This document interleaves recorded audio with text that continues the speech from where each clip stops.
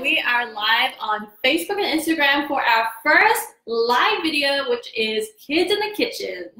How's it going? Hope you're having a great day. So if you've never seen this show before, I'm Renata, and this is, what's your name? This is Dean. Look, Miss Ann is there and Miss Randy's there. Can you say hi? Hi. Hi. And then also over here, Instagram, you can't see him, but there's Harrison. Hi. Okay, so we have our cameras set up so we can make our very first recipe, which is, what are we making today, guys? Banana muffins. Banana muffins. Yay. And so Harrison has a very, what is it? Nothing. Okay, so Harrison has a very important job. We have a non-stick muffin pan right here, and he's going to put some muffin liners in. So Harrison, you can go ahead and do that. And really the key here, before we get started, I first have to say we've all washed our hands. As we all know, hand washing is super important right now. So we've all washed our hands really, really well. And we're making sure that while we're cooking, we're not touching our faces and our hair. Look, and Nana's watching here. Can you say hi, Nana? Hi, Nana. Hi, Nana. I'm sure that Sissy's there too. I'm sure Nana will tell us. Oh, and then we heard the oven. So we have the oven preheated to 350 degrees Fahrenheit, which is about 180 degrees Celsius as well. So let's get started with the banana bread. So you're gonna open the banana. This recipe is actually my healthy banana bread recipe, which is on my website already, Nourish with Renata. And I'm just halving the recipe to make this a little bit quicker as we do it live on the interweb. But you can absolutely make this a double batch and make 12 muffins. So when we have the recipe, it makes about 6 muffins, but you can double it and make 12, which is really awesome because you can obviously have these for breakfast, for snacks, and also you can freeze them so that when you freeze them, you can just take them out and thaw them on the countertop or in the microwave to get them. Yeah. So you can thaw them or microwave them to get them to a warm, like if you like to eat them warm, which I really like. And then what we're doing here is Dean's taken the peel off the banana and we're going to mash it with a fork. If you have a potato masher, this is also something really fun that kids can use. I forgot where I put mine, so we're using a fork. Make do with what you have. That's really what this is all about.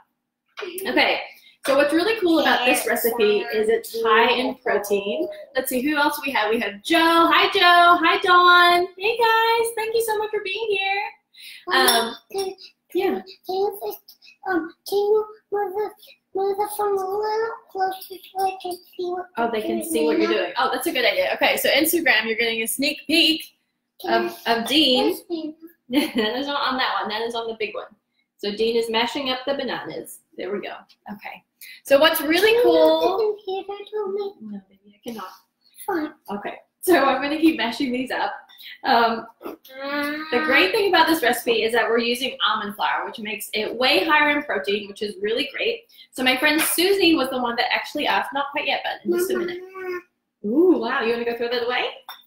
My friend Susie was asking for higher protein breakfast options for her kids. She has 2 kids, and she's actually noticed something really similar to what I've noticed, and that is when the kids have a higher protein breakfast, then they do better at focusing in the morning time, instead of like feeling that energy crash after they had like a whole bunch of cereal, or something that's mostly carbohydrates. So that's why I like making this banana bread. Guys, we gotta be quiet. That's why we like making this particular banana bread, because it's really high in protein. Thank you, bud. Nana's just watching, so you can't see Nana right now.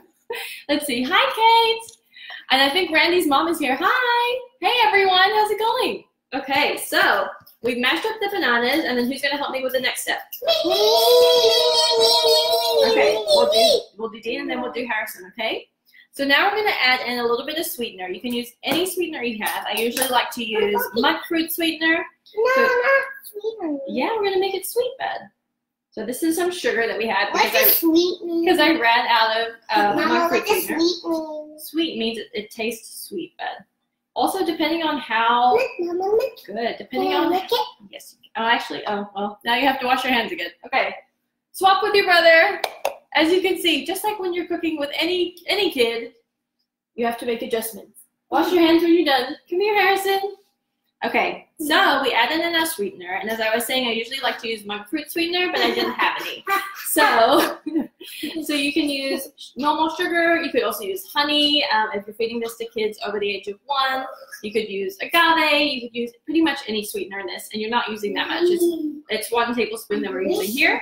And then, Harrison, you can go ahead and mix this up. Next, we're going to add in some baking powder. So we just need a 1/2 teaspoon. This is a 1/2 teaspoon measure of baking powder. Yeah, good job. Mix it all together. And cinnamon. So I love cinnamon, and it's just so good in banana bread. It's this one. So I have a mega-sized cinnamon container because I did catering last year, and we had to get a lot of cinnamon. So we're going to use what we have. And by all means, if you don't like cinnamon, you don't have to add it in. Really, this is a really versatile recipe that you can make your own, and we're going to add some personalizations too. So that it's even more fun for the kids. Hi, Michelle. How are you? Okay. Hi. Okay, we're going to add a little bit of salt to help the flavors really come out. So about 1/8 of a teaspoon of that. Keep mixing, bud. And then we're also going to add in an egg. So I already cracked the egg into this just because it would make it a little bit less messy, hopefully. We're going to add the egg in, just 1 large egg. Good job, bud. And we have a little bit of coconut oil. So we have about 1/8 of a cup of coconut oil just been melted and cooled. Obviously, since we're adding it into something that has egg, if it was piping hot, it would make the egg cook, and we do not want that. So coconut oil is in. And last but not least, a little bit of vanilla. I mean, is there anything that isn't made instantly better by adding vanilla? I think not. So vanilla goes in. We're going to get that all mixed up really well before we add our almond flour. You're doing such a good job. Do you want me to try? Yeah, okay. Thank you. Hey, Dean, you're good, bud. So I'm going to stir up that. Okay, go. Good. Wow, that's really fast. So I think one of the things to remember, if you're new to teaching your kids how to cook, definitely it's going to be messy. It's going to be, you never know what exactly is going to happen, but as long as you're having fun with it, then they're having fun with it, and that's really the main thing here. Good job. Okay, now we're going to add in our almond flour. Yay! Yay! You ready? So we have 1 cup of almond flour. And if for some reason you don't have almond flour, which is, like some people don't use it, and that's totally great, you still can use all-purpose flour, or you could even use whole wheat flour. So Anne said, Dean takes hand washing seriously, and I was about to make a joke about that earlier. I was saying that I have been telling them a lot about hand washing and making sure we're not getting people sick. So he's like perhaps a little bit overzealous about hand washing now. So thank you for noticing, Anne. Good job, bud. Okay, I think. Oh no, we don't need any more salt, bud. Okay, come and stand over here. Move your stool back over here so you can help. Okay, I'm gonna switch to a spoon so that we can get all of the almond flour incorporated. Yeah. Can you stand over here? Oh, Sure. thank you guys. Can I Yeah, your turn. The other thing that I would say, say. yes, listen up, guys. The other thing that I would say is this is a really fun recipe to get kids involved in. Oh no, don't put it around. And also, especially if you're new to having kids in the kitchen with you, it might not go perfectly to what you want to happen, but just praise them for what they do try to do. Oh, it's on my finger. Here, we'll wipe it there. Okay, good. I think we're done. Okay, so anyway, what I was trying to say earlier was if you didn't have almond flour, you could absolutely use all-purpose flour, whole wheat flour, which you'd probably use just a little bit less because whole wheat flour is really, really absorbent. Or just add more, add more liquid to it. And you could also use gluten-free flour. I particularly like the Bob's Red Mill flour because it's a 1-to-1 ratio with all-purpose flour. So just a few different suggestions there for substitution. Harrison, put it down. Okay, now guys, we're gonna put it into the muffin pan. Let's move the muffin pan over here. Yeah, we're gonna do. Can I do one first? So you can do 2, and brother can do 2. Okay. I want chocolate chip. We will. So what we're going to do is just take big scoops of this batter and put it into the muffin liners. Go ahead, Ben. Good. And we're gonna fill it up about halfway, depending on how big you want your muffins to be. But it's okay. You can wash your hands later. No. No? Disgusting. Can I lick it? No, bud. I'll wipe it. Okay. Disgusting, disgusting, disgusting. Okay, so what we're gonna do after we fill up these muffin cups, here, why don't you swap with brother so he can do it too, is we're gonna make it really personalized so that the kids can really have fun with the toppings. Okay, go ahead, Harrison. So I have a few different toppings here that we can use, and by all means, go through your pantry and figure out what you have in the house. This is a great opportunity to use up maybe some older dried fruits or things that you might have. It's okay. There you go. If you put your spoon down a little bit closer, then you won't get the batter all over. There you go. There's my two. Yeah, one more for brother. One more for brother. Yeah, put it right there. Oopsie. That's okay. So what I have here are some chocolate chips. I really like, let me do the last one, Ben. Thank you. So what I really like are the Lily's stevia sweetened chocolate chips. We usually have that. And then I actually went through my pantry. Just a minute, please. I went through my pantry and I also had peanut butter chocolate chips. And so we thought, why not put them on? Because what goes better with banana bread than some kind of nuts? And so that's why I also have pecans here, which are a great addition. I also have, other things you could add to it would be like coconut, or, like I was mentioning before, if you have any dried fruit like raisins or cranberries, apricots, go through your pantry and figure out what can you use to really make these personalized for the kids and for you. Stop, Dean. So that you can really make this a fun experience for the kiddos. Mama, look. Yeah. What do you see? I see more person. You see more person? Okay. Obviously, we're very interested with our tongue today. Okay, so we have all of the batter spread out there into the muffin pans. And guys, now do you want to pick what you want to put on top of your muffins? I want peanut butter chip and peanut butter chip. Okay, let's do the peanut butter chips first. Take that handful. There you go. And we're just going to drop them on top of the muffins. There you go. Whoopsie. Pick them up. There you go. Ugh. It's okay. We are going to wash our hands when we're done. No. Yeah. No. No. So that's the peanut butter ones. And how about the chocolate chips? Yeah, me. Okay. Then brother will go next.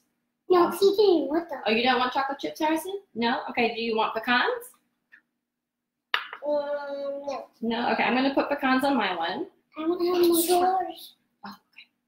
And then Dean wants a little bit more chocolate chips. So this is just a fun way to make this different and interesting for the kids. I've also put sunflower seeds and some other ones. You could also use like just a little bit of extra cinnamon if you wanted to do that. So there you go. That's really all that you have to do. Super quick and easy.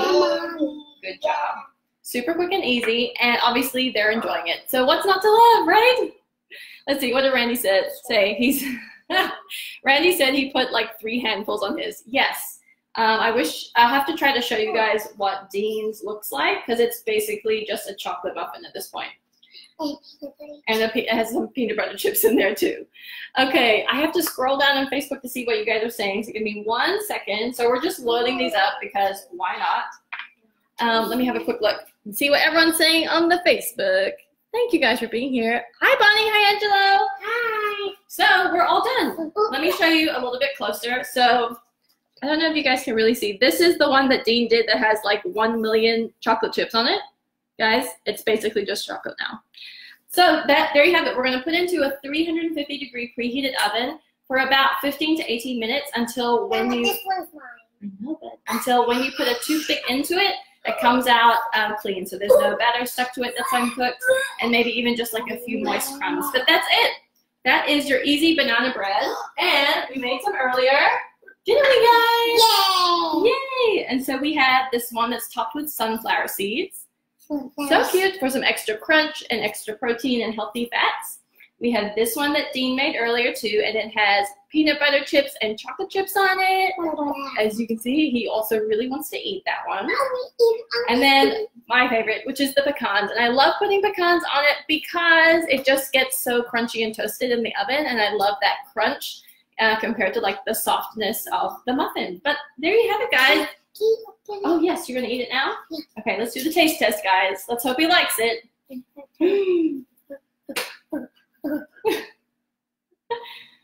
How is it, bud?